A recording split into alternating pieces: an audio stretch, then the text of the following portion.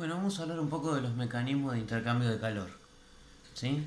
Los mecanismos de intercambio de calor, habíamos dicho que el calor era una forma de energía, ¿no? Que se transmitía de cuerpos de mayor temperatura a cuerpos de menor temperatura. Pero no solamente se da por ese mecanismo que habíamos nombrado recién, que era el de contacto, ¿sí? Sino que se da por dos mecanismos más. La propagación sería de calor, ¿sí? Sería mejor decir propagación, pero bueno, intercambio lo estaríamos usando como una especie de sinónimo, ¿sí? Estos mecanismos, dos mecanismos más son conducción, convección y radiación. En la conducción la energía se propaga a través de la materia. Por ejemplo, tengo un alambre fino, lo caliento en una punta y al cabo de un tiempo el calor ese, la temperatura de eso se va a notar, se va a evidenciar en la otra punta y me puedo quemar. Por ejemplo, calentar un clavo en la hornalla es imposible hacerlo sin agarrarlo con una pinza. ¿Por qué? Porque la energía se va de alguna manera contagiando de partícula en partícula y va llegando desde un lugar hacia otro, ¿sí? Se da en esta dirección, ¿sí? La fuente de calor estaría acá y se da en esta dirección la propagación, de alguna manera. El otro mecanismo, convección, se da por corrientes o movimientos convectivos. ¿Qué sería una corriente o un movimiento convectivo de la materia? O sea, por ejemplo, supongamos que caliento agua en una olla, ¿sí? Esto representaría la hornalla, ¿no? Prendida. Estoy calentando una olla con agua, ¿no es cierto? Vieron que se forman primero como movimientos, ¿sí? De esta manera, el agua empieza como a tener turbulencias de esta forma. ¿Por qué?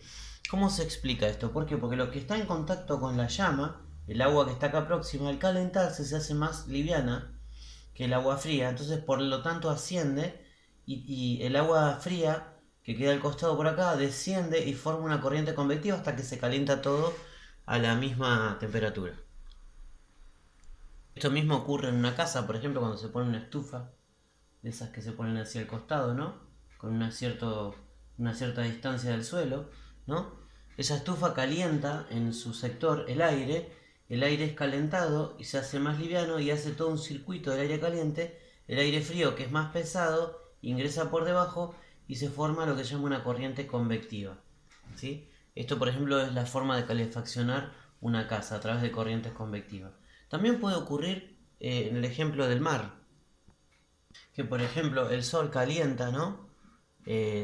Por otro mecanismo que es el que sigue, que se llama radiación, ¿sí? Por energía radiante, o sea, rayos que no necesitan de materia, o sea, lo hacen sin mover materia, como en el caso de la convección o de la conducción.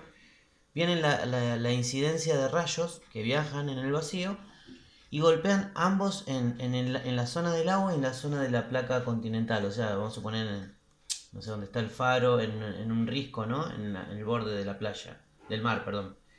Esto es un faro. Toda la radiación incide sobre el agua y sobre el coso. Como el agua tiene algo que se llama capacidad calorífica o calor específico, ¿sí? Grande, tiene mucha capacidad para acumular energía. Entonces, la zona que está por encima del agua se calienta menos que la zona que está por encima de la corteza, o sea, de la roca. Lo mismo ocurre en las veredas o en una pileta de natación. Fíjense que el agua cuesta mucho calentarse y sin embargo las veredas es imposible poder pisarlas y fueron ambas de alguna manera expuestas a la misma radiación solar. Entonces, al estar más fría esta parte y más caliente esta parte, ocurre lo mismo. El aire frío empuja al aire caliente y se forma un gran mecanismo de convección. Esto de alguna manera explica el origen de los vientos en la costa, ¿sí? En cambio de noche, cuando ya está la luna, el agua, como tiene gran capacidad como para absorber energía, también tiene la misma capacidad para retenerla, o sea, retiene mucho tiempo la temperatura, o sea, que la zona más cálida va a ser la que está arriba del agua ahora, y esto se va a enfriar más rápido, ¿sí? La zona de la corteza. Entonces el viento a la noche se da al revés, la corriente convectiva es al revés, entonces los vientos son hacia afuera, ¿sí? La radiación, en cambio, se da sin transporte de materia, ¿no? Y como habíamos dicho, puede ser, por ejemplo, la energía radiante del Sol a través de radiación solar, o también puede ser los cuerpos que están calentados también emiten una radiación, ¿sí? Si alguna vez vieron películas donde dicen visión de rayos infrarrojos, es la radiación que emiten los cuerpos calientes. O sea, todo cuerpo que está calentado, nosotros mismos emitimos de alguna manera cierta radiación, ¿sí? Que es visible no por nuestros ojos, claramente. Bueno, y hacemos una especie de resumen, ¿no? De las tres. La conducción dijimos que necesitaba de la materia, o sea, se transmitía a través de la materia, ¿no? Se transmite por la materia, o sea, depende de que haya materia para que ocurra este medio, esta forma. Ejemplos, bueno, dijimos propagaciones en clavos, es porque nos quemamos, por ejemplo, cuando cocinamos con algo que es puramente metálico y no tiene aislación, por eso se calienta todo lo que es metálico, ¿no? La convección también necesita materia, porque básicamente la materia misma es la que se calienta y se mueven, ¿no? Las capas convectivas de agua o de aire, como habíamos explicado.